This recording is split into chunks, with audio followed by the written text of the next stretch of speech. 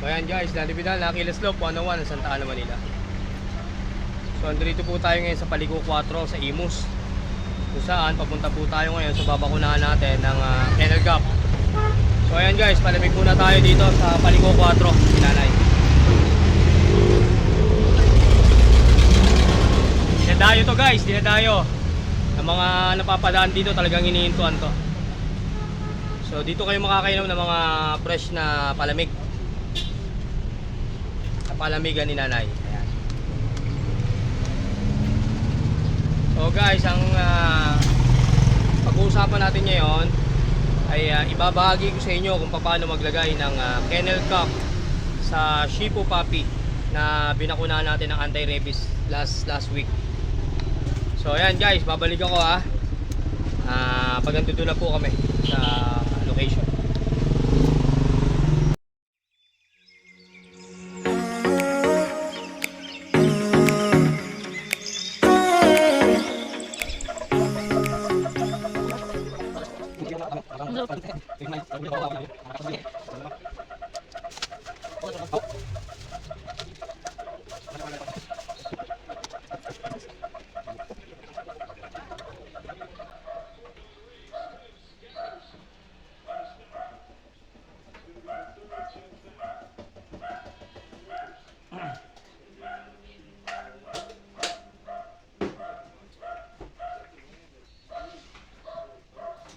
Guys, ayan make sure na sa balat lang po at wala pong tatamaan na laman, ano? Para safe po sila, puppy. Parang alam niya na yung gagawin niya, no?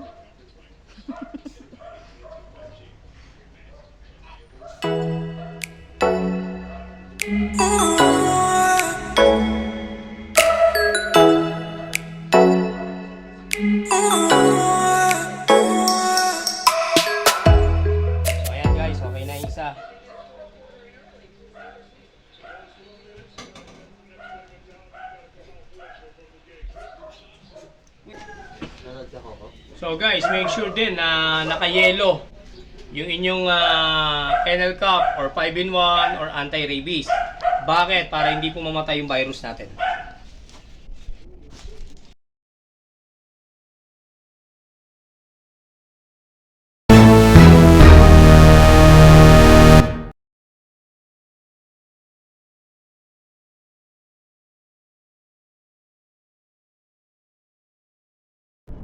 So ayan guys ingat po tayo sa paglalagay ng Kennel Cup, 5-in-1, anti-rabies. So kailangan po, angat nyo po yung balat, saka nyo po ilagay. Make sure na wala pong tatamaang laman guys, paulit-ulit ko po sinasabi sa inyo. Wala pong tatamaang laman kundi sa ilalim lang po ng balat.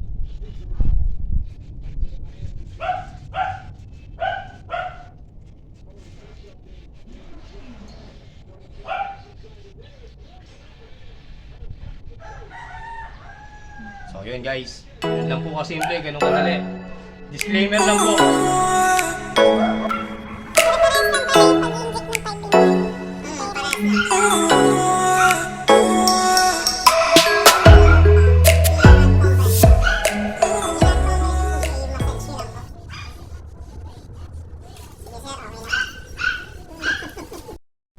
So ayan guys, tapos na po tayo maglagay ng ating Kennel Cup, no? Palagi po natin tatandaan, wala pong masama magtanong sa mga nakakaalam. So, hindi po ako veterinaryo, disclaimer lang po. So ayan, sana po nakatulong po ang aking video sa inyo, no? Maraming salamat po. Abangan niyo po yung aking next video sa last ng Kennel Cup nila, no?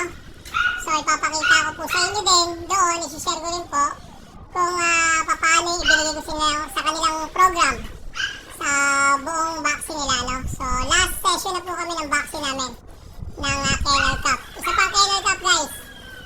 So ayan, successful naman po tayo. So yan guys ito yung ating health record nila.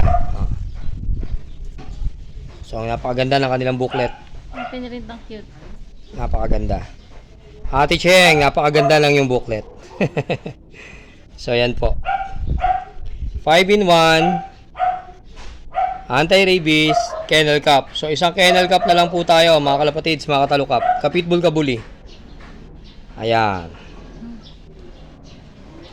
Ate Rina, Thank you. salamat po.